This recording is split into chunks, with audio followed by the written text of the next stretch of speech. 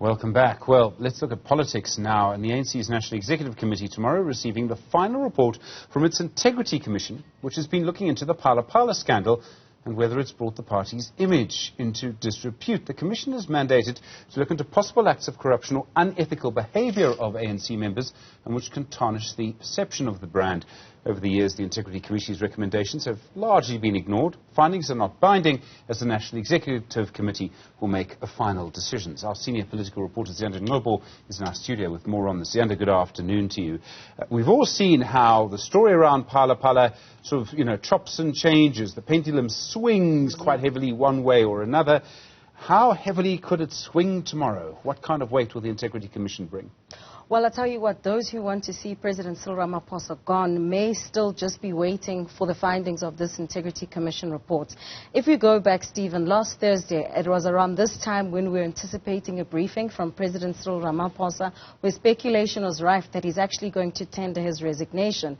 That NEC came on Friday, it was abruptly adjourned, and then it eventually sat on Monday, where we were told, that the ANC's MPs in Parliament would be voting against the tabling of that report. The issue here is that Integrity Commission, you'll remember there was a leak in early November which had said that the president had brought the party into disrepute, and they said that they weren't able to conclude the report because the president was not really forthcoming with what exactly happened there. He cited the public protector and the gag order that was placed on him.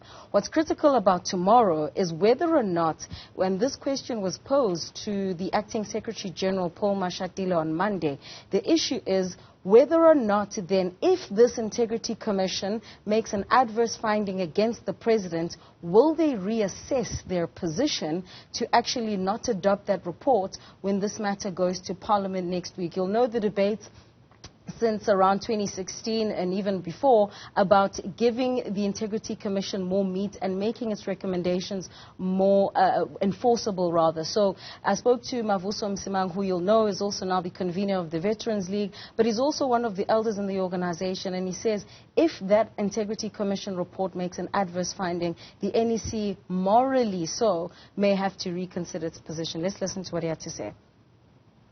With specific reference to what they are going to recommend, of course, no one knows. But if they were to find that there was some wrongdoing on the part of the president, I think it would be morally very, very difficult for the NEC to disregard that, to simplify that.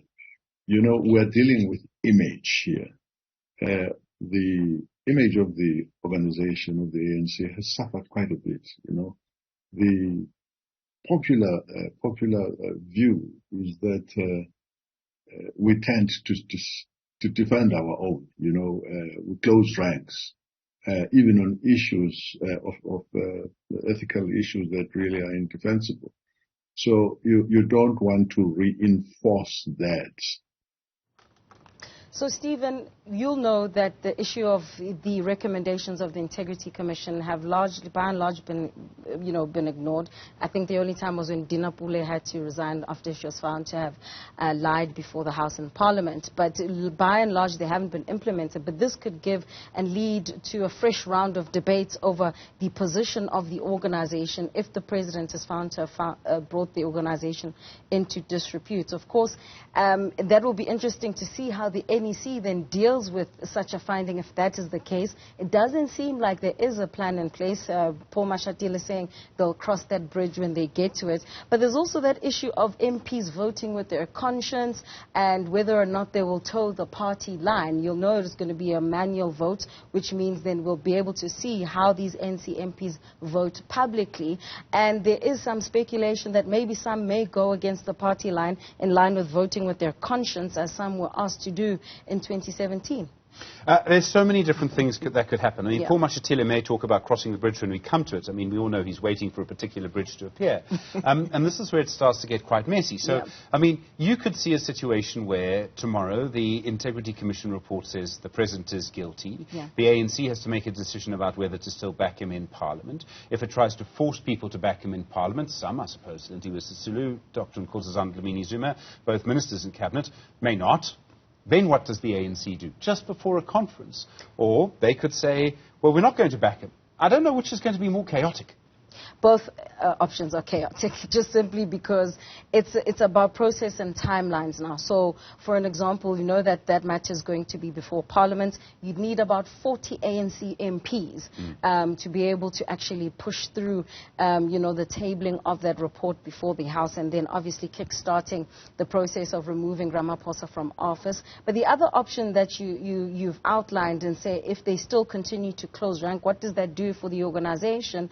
Not only just now, but going into 2024, the perception that the president is not being forthcoming with what really happened, just simple questions around the receipts around this transaction, etc., are still, looming in the air. And ultimately, you'll know that the scope of the Integrity Commission is to look at the issues of disrepute and the image of the organization, which we know has been tarnished. How much longer will they be able to kick the can further down the road? There's still another NEC, the last NEC, hopefully before the conference as well next week, which could be turned into a special NEC meeting if then the issue, or if the findings of the Integrity Commission then become an issue for the organization. So it's not an easy option. Some are saying let's let sleeping dogs lie and everybody meets at the conference with a conference floor. There'll be nominations and there could be a change, but it's certainly not an easy situation for the organization to traverse, given the fact that this is not just about the ANC, but also how they are viewed by South Africans